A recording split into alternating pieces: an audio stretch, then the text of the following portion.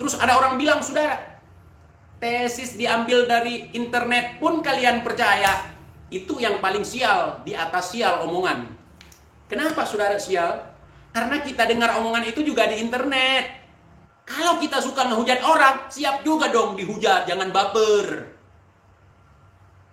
Nanti di acara-acara sakral aja curhat, saudara. Curhat, nasab saya dipasukan. Namanya Imaduddin. Dia begal nasab. Sekali lagi, betul tidak? Siapa? Begal nasab. Benar, kenyataan hari ini. Satu Kiai Iman aja dibantah sama Unyil, sekelas Unyil, saudara. Bantahnya dengan emosi. Begal nasab. Tesis kandang kebo. Al-Taburi, saudara. Udah bangga sekali. Ada diskusi saya lihat itu dengan Gus Jazuli. Ketika sudah mau kalah, yang dipertanyakan tentang kebenaran Nabi Ibrahim membangun Ka'bah. Bukankah itu ada dalam Al-Quran, saudara? Tidak sama dengan yang ini, saudara.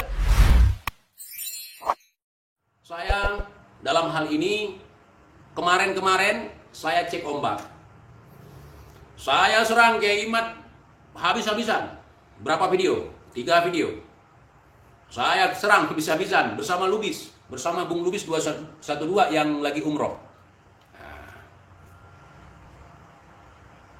Setelah saya serang seperti itu, saya tunggu.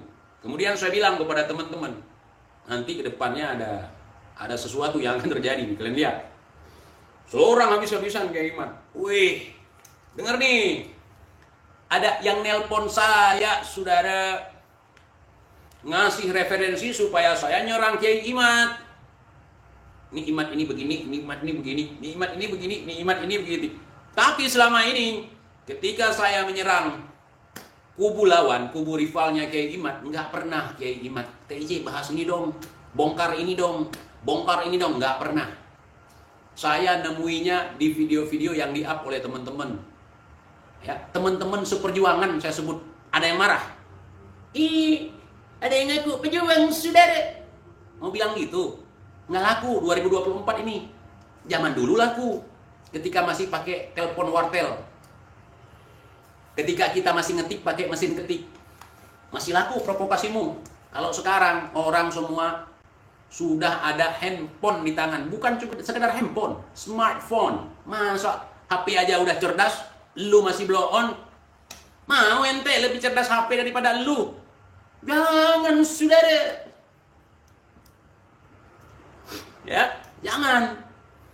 Nah, kalau dulu, saudara, kita menggunakan wartel untuk menggunakan jasa nelpon. Belum pun koinnya habis, udah sepenggal-penggal kita terima informasi. Kalau sekarang dengan kecanggihan buatan, kita mampu mengendalikan kepala kita, mengendalikan akal kita, otak kita. Kita mampu mencerna bahasa seseorang. Semua langsung bisa kita akses. Nah, dulu ketika ada orang tulis, ini penyakit kudis misalnya. Kalau belum pernah lihat gimana ya penyakit kudis, gitu ada bentol-bentolnya. Bentol gimana? Bentol gitu, pokoknya bentol. Dalam khayalan kita bermain. Sekarang googling kudis, kurak kutu air. Langsung nampak, saudara. Langsung nampak. Terus ada orang bilang, saudara, tesis diambil dari internet pun kalian percaya. Itu yang paling sial, di atas sial omongan. Kenapa saudara sial? Karena kita dengar omongan itu juga di internet. Iya, kita nonton YouTube bukan menggunakan telepon umum kan? Bukan menggunakan cobek kan? Itu teorinya berdasarkan omongan orang di internet, tulisan-tulisan Wahabi, ini, itu, lah. Terus kemarin, Imad itu menggunakan kitab yang ditulis oleh seorang Syiah. Giliran bela dia, videonya di-up, video orang Syiah. Mahdi Ar-Roja'i, saudara, mendadak jadi pahlawan.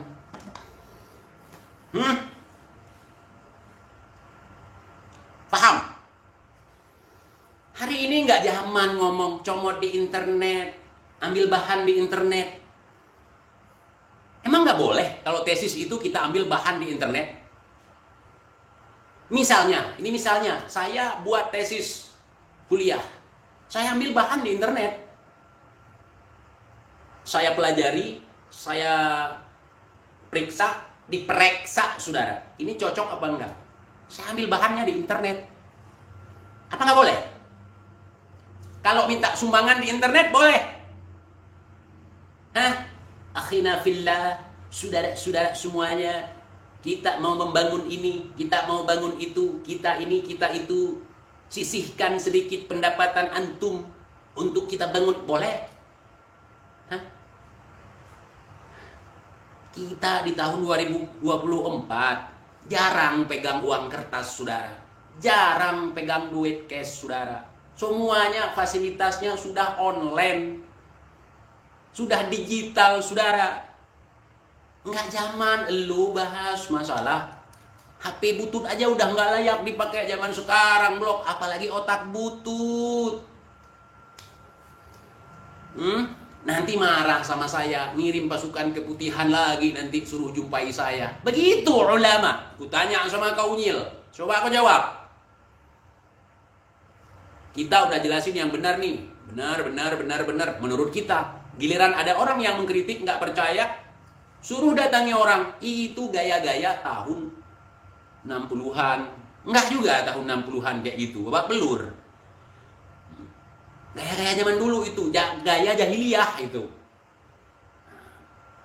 Ya, nggak bisa menerima kekalahan. Nggak bisa menerima ketika kita diomelin orang. Nggak bisa menerima ketika kita dihujat orang. Ngehujat orang suka. Kalau kita suka ngehujat orang, siap juga dong dihujat, jangan baper. Nanti di acara-acara sakral aja, curhat saudara. Curhat, nasab saya dipasukan. Namanya Imaduddin. Dia begal nasab. Sekali lagi, betul tidak? Siapa begal nasab? Itu. Aduh. Kalian masih percaya yang begitu-begitu? Saya sudah tidak. Saya taubat. Banyak kibin-kibin yang kemarin-kemarin tahun-tahun lalu teriak kepada saya. Taubat TIJ, taubat TIJ. Insya Allah kita semua taubat. Taubat. Taubat kita. Nggak mau lagi. Ya, nggak mau lagi kita. Kita lihat aja penelitian Kiai Imad yang berbasis tesis ilmiah. Ya, kita lihat aja, perhatikan. Siapa yang memberikan narasi yang bisa dipertanggungjawabkan, yang rasional, yang tidak emosional. Yang emosional itu orang bodoh biasanya. Untuk menutupi kebodohannya dengan marah, saudara. Ini sedikit psikologi. Orang kalau nggak bisa apa-apa, dia akan selalu menunjukkan emosinya ketika dia tidak bisa membantah dengan ilmu. Dia akan marah-marah. Dia akan ngamuk-ngamuk. Dia akan menunjukkan kehebatannya, padahal nggak ada apa-apa. Orang cuma buat tesis ilmiah, diteliti, sehingga hasilnya seperti ini. Terus dibilang, kalau ilmiah bukan begitu. Ilmiah harus diuji sama kepala lu. Bagaimana ngujinya? Kalau lu aja nggak terima dengan ujian. Ini ujian bagi antum supaya introspeksi diri. Selama ini saya sudah sejauh mana membangga-banggakan diri, menganggap diri saya ini sebagai orang hebat, yang tiap hari dielu-elu bertahun-tahun.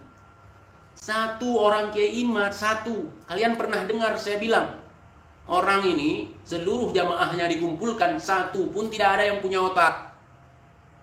Tapi betul benar kenyataan hari ini, satu Kiai Imad aja dibantah sama Unyil, sekelas Unyil, saudara. Bantahnya dengan emosi. Begal nasab, tesis kandang kebo, Al-Kaburi, saudara. Udah bangga sekali. Dia nggak nyadar ketika dikatakan Al-Kaburi kepada Kiai Imad, kapan Kiai Imad kabur? Saya tanya. Tapi kan nggak datang ke Banten. Taufik Asgaf datang nggak ke Banten waktu itu? Kemudian Kiai Imad nggak datang. Kan sudah dikasih tahu nggak datang memang. Nggak datang bukan kabur. Sedangkan yang bermasalah di sini, yang bertanggung jawab adalah pihak Robito. Kalau pihak Robitohnya tidak ada, dan si Munib, dan juga Pak Kurtubi, enggak mewakili Robito. Tapi kan katanya siapapun siap untuk diladeni masalah nasab ini. Kalian paham nggak siapapun itu? Siapapun itu paham nggak? Orang yang mengerti nasab. Kalau orang yang nggak ngerti nasab, untuk apa dilayani? Bodoh. Al-Kaburi, saudara. Nggak datang bukan kabur. Yang kabur itu ada orang, saudara. 3 tahun kabur. Ngakunya umroh, saudara. Itu yang kabur. Itu Al-Kaburi, Al-Takuti, Al-Pengecungi. Saya difitnah, saudara. Saya diundang oleh Raja Arab, saudara. Saya tanya-tanya teman-teman di Mekah. Ada nggak diundang sama Raja Arab? Kira-kira ada fotonya nggak? Nggak ada. Adapun editan, saudara. Ternyata ketemu Raja Jin, saudara. Ketemu Raja Jin Padang Pasir. Betul juga. Makanya nggak ada fotonya. Ketemu sama Raja Jin. Nggak bisa dilihat. Nggak bisa dipegang.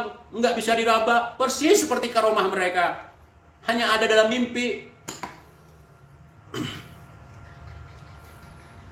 Diundang Raja Jin, saudara. Jadi jangan seperti itu. Kalau memang marah, benci sekali dengan tesis Kiai Imad, buat antitesis. Jangan garuk testis. Nggak akan pernah selesai, saudara. Makin di framing, orang sekarang sudah saya katakan, orang sekarang itu hidup di 2024 dengan kecerdasan yang sangat luar biasa, baik kecerdasan bawaan maupun kecerdasan buatan. Referensinya sangat banyak sekali. Apalagi santri-santri ini pada bermunculan, saudara. Saya ada santri yang membuka kitab, berdebat misalnya dengan Gus Jazuli. Saya tidak menganggap mereka kibin. Mereka muhibbin. Kenapa? Mereka mau diskusi dengan terbuka. Namun ujung-ujungnya berbelok, saudara. Ada diskusi saya lihat itu dengan Gus Jazuli. Ketika sudah mau kalah, yang dipertanyakan tentang kebenaran Nabi Ibrahim membangun Ka'bah. Bukankah itu ada dalam Al-Quran, saudara? Tidak sama dengan yang ini, saudara. Itu tidak perlu ditanyakan. Tapi kan ini Imad bertanya soal kitab sejaman, saudara. Kan nggak ada nih. Nggak ada belum berarti. Nggak ada belum. Belum ditemukan ini. Belum ditemukan bukan berarti nggak ada. Tapi belum ditemukan. Kapan kira-kira ditemukan? Ya belum tahu. Makanya saya tanya sekarang.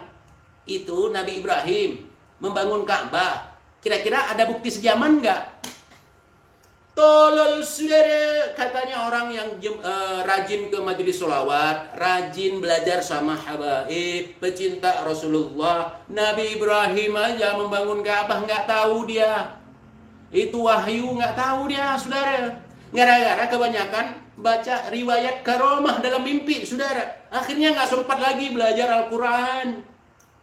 Nggak sempat lagi belajar agama, saudara. Jadi sibuk ngesot. Cium tangan, cium kaki. Makanya sesekali datang ke majelis ilmu. Bukan datang ke majelis halu, saudara. Saya geli, terpingkal-pingkal, saya ketawa melihat tingkah mereka, saudara. Alhamdulillah, banyak orang-orang yang tidak mengaku cerdas, tetapi alhamdulillah mereka bisa menunjukkan kecerdasannya melalui bukti, saudara. Melalui bukti. Masya Allah.